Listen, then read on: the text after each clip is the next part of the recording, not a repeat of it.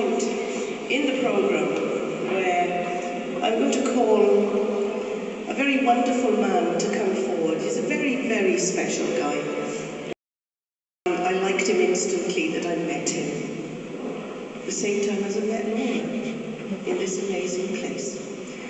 And I know that this man has been working at Laura's right-hand side, and he's been struggling this week too. He's been in a lot of physical pain, but he's here with us today. And this is the wonderful Tony Hurley, who is the historian for this beautiful building. He's also put the website for the festival together. He's an amazing chap. He's really very, very special. And he's going to tell you now about the sacred geometry of this fantastic place. Tony Hurley!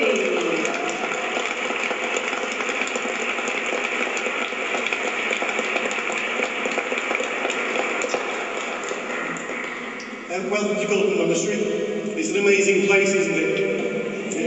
All the lighting here today. Well, an introduction to some men over here. These are the first 13 friars who arrived in 1861, and amazingly, in less than 11 years, they had built the monastery themselves. They were not employing builders, they were doing all the work. Not just creating this magnificent building, but they managed to play with the light coming into the building.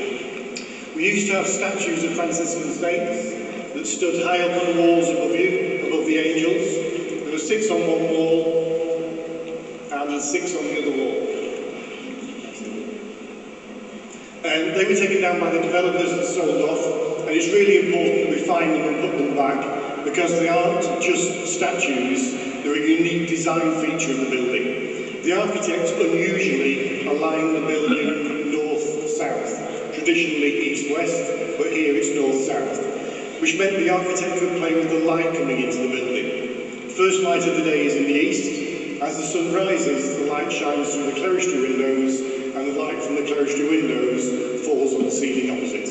As the sun is rising during the day, the lights are moving across that wall, and when the sun's about 21 degrees in the sky, the light from the clerestory windows illuminates the position of every single saint at the same time, and strikes the exact midpoint of the arches in between. In the afternoon, when the sun's going down, the whole thing repeats on this wall, and the position of every single statue is lit perfectly with the exact midpoint of the arches in between. And that happens every day in Gordon, twice a day, because the sun shines every day in Gordon.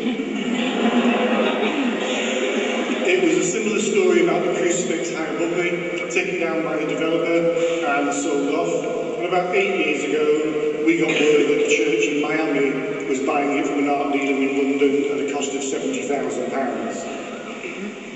We managed to join the negotiations and eventually secured it for £20,000 and put it back in its rightful position. And that's exactly where it should be. We had all the bits and pieces necessary to hang the cross where it should be. And the importance of that didn't become apparent until midsummer 2007. And that was the year we opened. I was in here that day on midsummer, looking down the nave, and I saw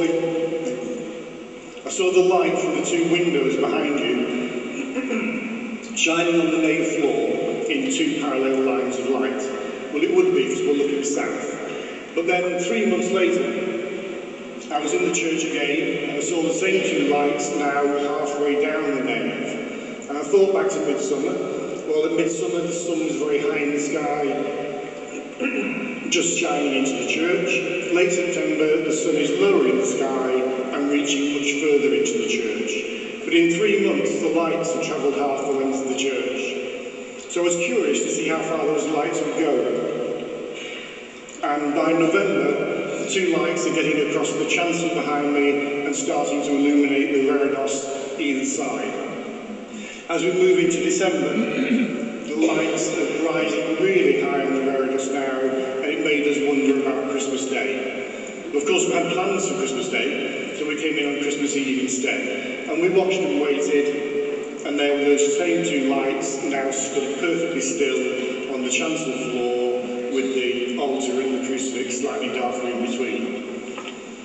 It was Christmas Eve, so we brought some food to share. We went away to the cafe, made a shared meal, came back about 3/4 of an hour later.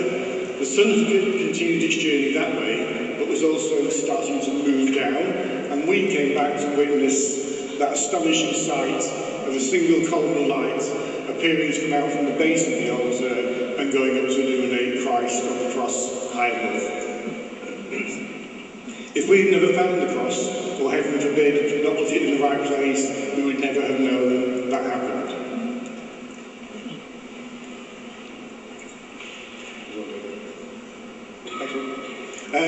So we were very curious about the way that light was being used in the building, and we started to be very aware of lights coming into the building. This is the Lady Altar around the corner there, and late June one evening I noticed a